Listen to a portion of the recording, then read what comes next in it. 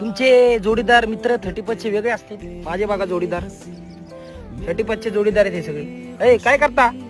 तुमच्यासोबत पार्टी करणार आहे मी आज. लपडे बाजांनो, लपडे बाजी होतो पांढरा नुसता पोहतो. तांबडा कुठे गेला? मित्र परिवार